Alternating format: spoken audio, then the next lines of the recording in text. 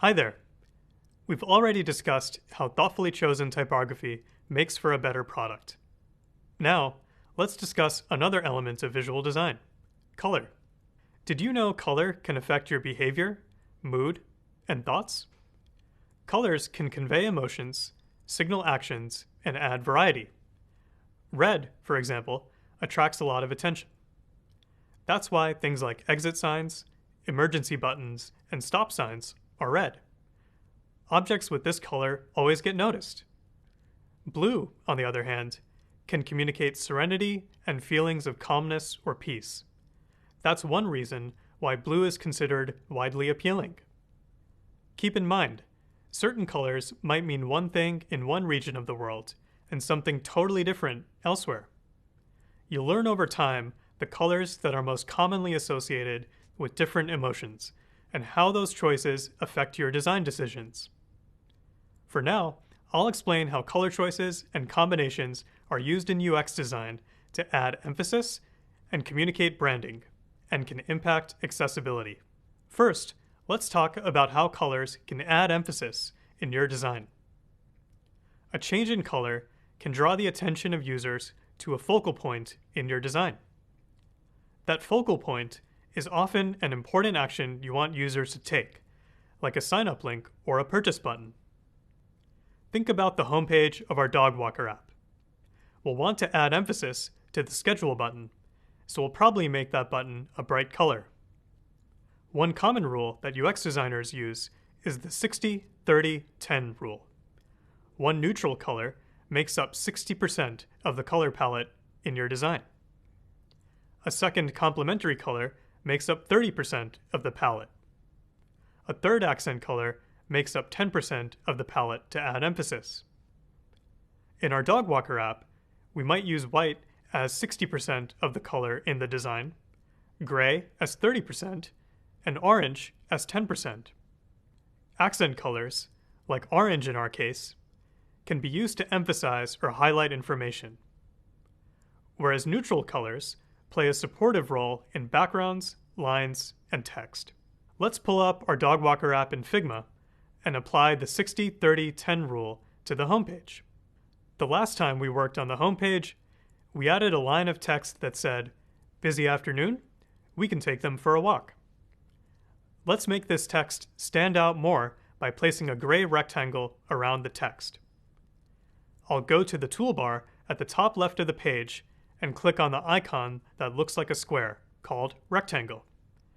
From the drop-down menu, I'll select the rectangle, then draw a rectangle in my design.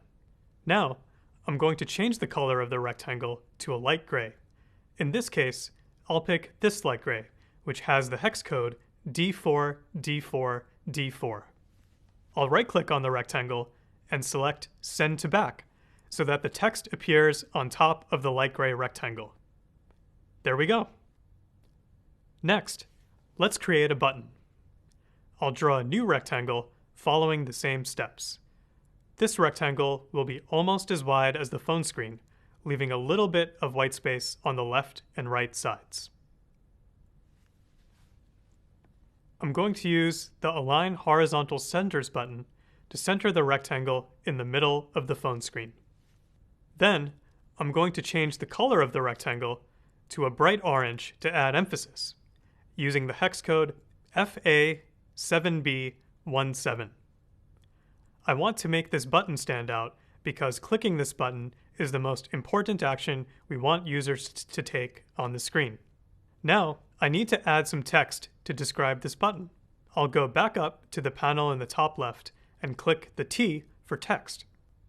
I'll draw a text box inside of my orange rectangle. I'll type "Choose a time." Then, I'll change the color of the text to white, which is hex code FFFFFF. Whoops, looks like the font is really big. I'm going to change the font size to 18 to better fit within this orange rectangle button. And there you have it.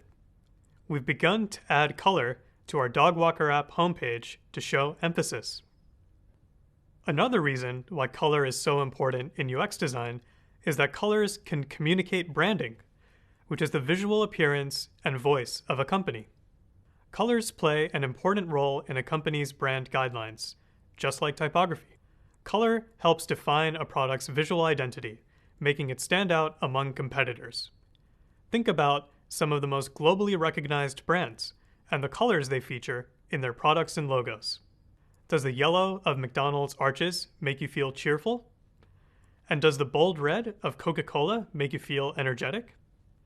Some companies even use groups of colors consistently to stand out. For example, have you noticed that Google uses 4 specific colors in all of its branding? Blue, red, yellow, and green.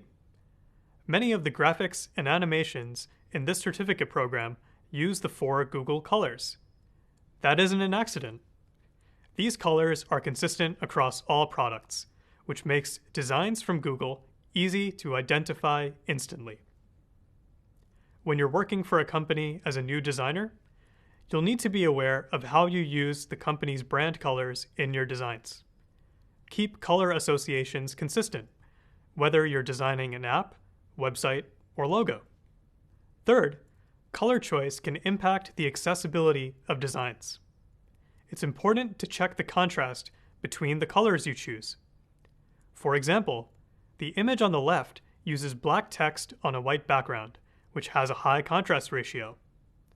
But the image on the right uses varying shades of green, blue, and yellow on a camo green background, making the text very difficult to read and therefore inaccessible.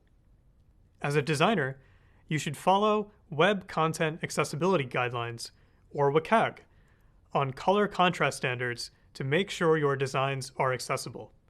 For more detailed information, check out the readings in this section of the course. One more thing to keep in mind when choosing colors for your design. Test your color choices on various devices and in different environments. Colors can look different on your desktop computer than they do on your mobile phone.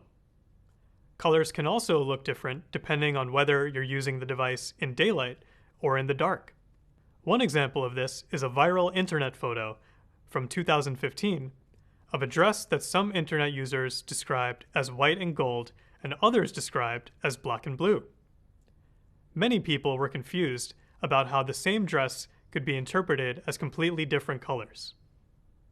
But the explanation was simple. The color of the dress changed depending on the color of the light the user was in.